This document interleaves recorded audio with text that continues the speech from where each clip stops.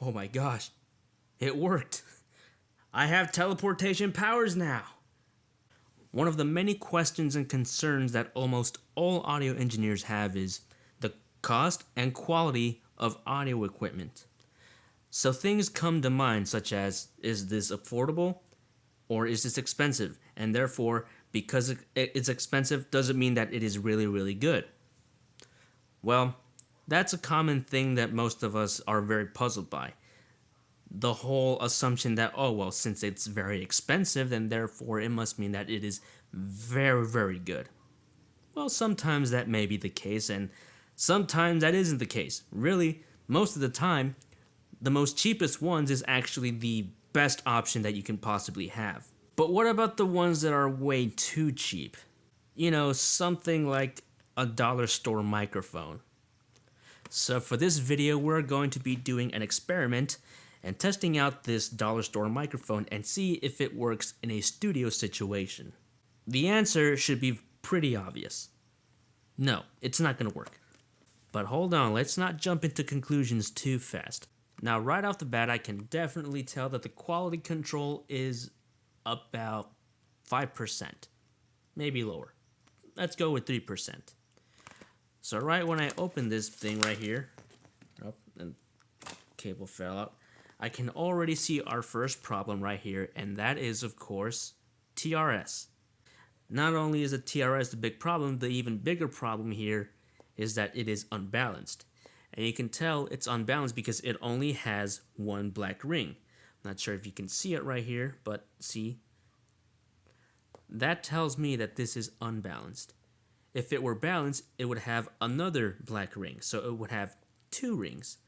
But the problem with TRS and also an unbalanced TRS is that, one, it is not shielded, so therefore it is very, very susceptible to noise. Noise such as white noise. And believe me, you do not want that in your signal flow. You want your signal flow to be as clean as possible. Even the grail is plastic. There's nothing built with steel or metal or anything like that. It's all just plastic, so obviously there's a reason why it's only just $1. Really, it's just $1.25. That's how much exactly this thing costs. You're honestly better off by using an industry standard such as the world famous Shure SM57 from Shure microphones. If you've heard every record ever created, you've heard this microphone. This microphone has been used in so many applications in almost every single record. No, actually, literally every single record. It's been applied to saxophones, trombones, kick drum microphones, drum kits in general, guitar amplifiers, bass amplifiers, you name it. This is an extremely affordable microphone. It's no more than just $99. Okay, so now I have the dollar store microphone running into my DAW, and I've already run some test runs before filming this, so I already know how it sounds. I already know what it's going to be like when I compress and process it, and by far it is the worst sounding dollar store microphone ever. And really, it's to be expected. I mean, it cost $1.25. That's how much it cost. There's a lot of muddiness to the entire microphone, and there's a lot of self-noise coming from it, seeing as though the body within is almost completely empty. I mean, there's really not that many electronics going on, which is why it's so light. I mean, it's just pure fucking plastic. And of course, if you can just listen without me talking, you can definitely listen to the self-noise within if we just stay very, very quiet.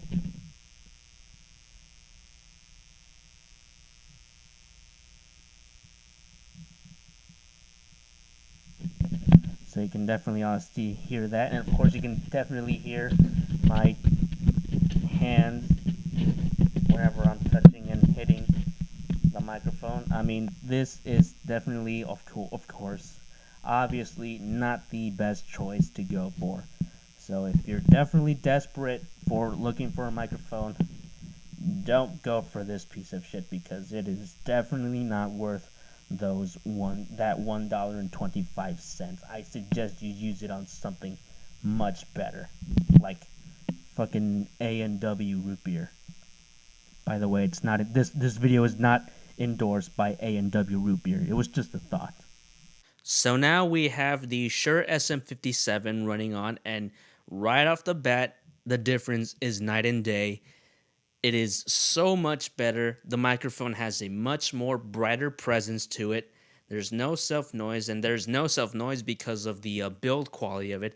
It's actually made out of steel as well, or metal, and you can definitely you can hear a little bit of me just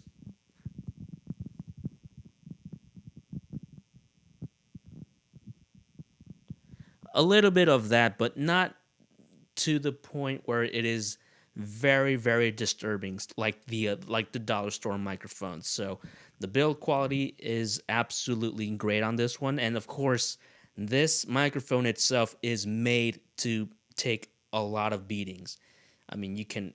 I use it. I use this on my snare drum, so every time I hit it, it just keeps on rolling. It does not stop. So dynamic mics in general are made for things such as live events because they are made to take a beating. They're made to be durable because of the rough environments of tours and, traveling and all that stuff. So you definitely would need something that's very durable like this microphone as well. The condenser microphones like I'm using right now for my voiceovers at the start of this video, those are definitely used a lot more for studio recording, studio environments, because these are actually a lot more delicate.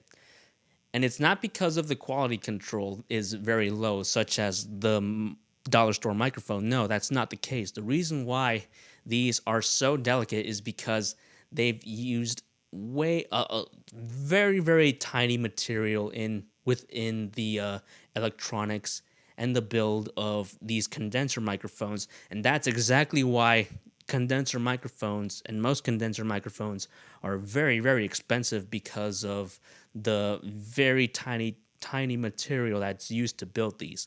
So this, of course, definitely is a win-win, obviously. So we're actually going to do another compare and contrast. So we're going to try these two microphones on drum kits, specifically for snare drums. Yeah, I keep stuttering, sorry. But we're going to do a compare and contrast, and you guys are definitely going to hear the difference. So let's get on with that.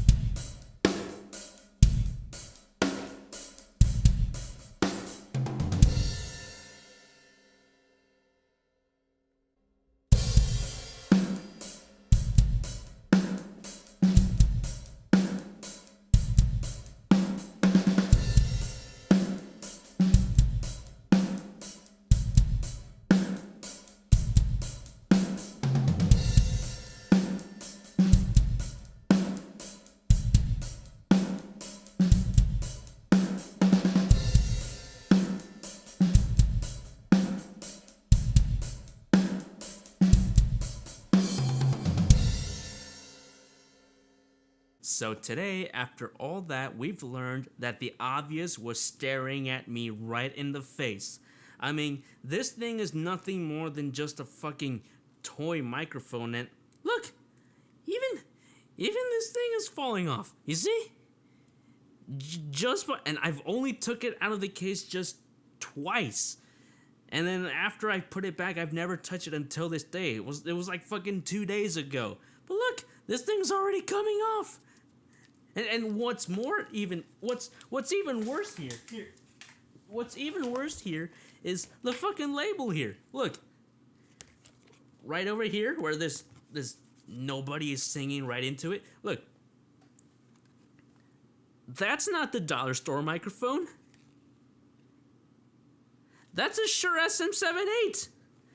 So these people, these fucking morons, are advertising this microphone as if it was built by Shure Microphones, when in fact it is not. That is false advertising at its fucking best. I mean, Jesus Christ, I mean, this is what I mean when it's nothing but a fucking a toy microphone. Look, I can just squish this thing.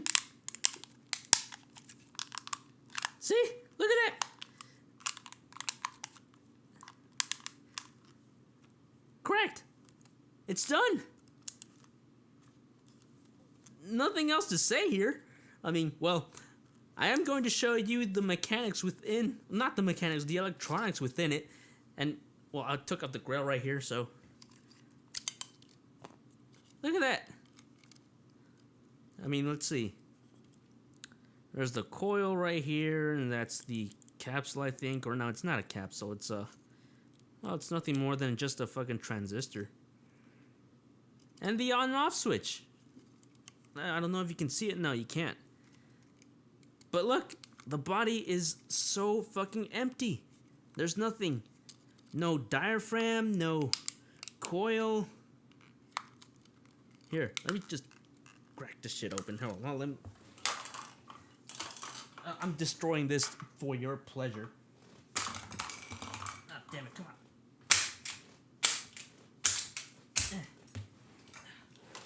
Alright. Let's take a look inside this thing so you can get a better view.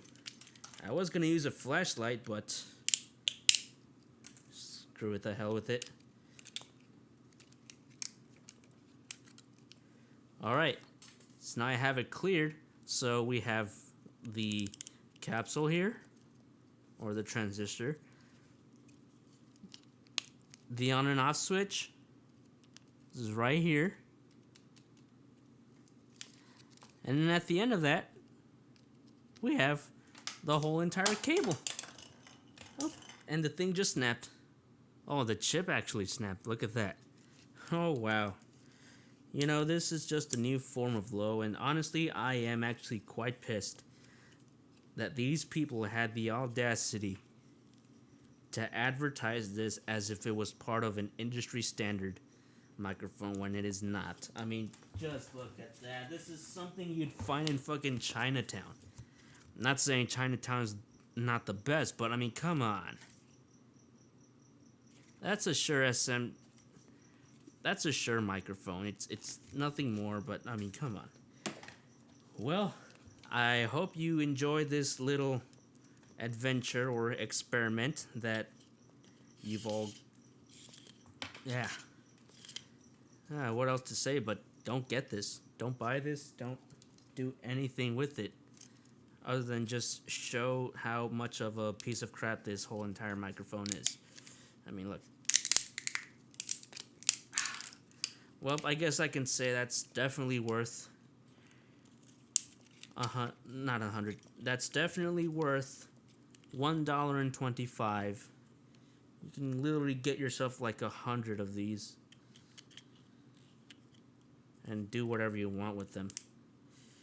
Anyway, that's it for this video right here. I hope you guys enjoyed. And with that being said, I leave you guys by saying, see you guys later, take care of yourselves, and take care of someone else. Now, go on and get out of here.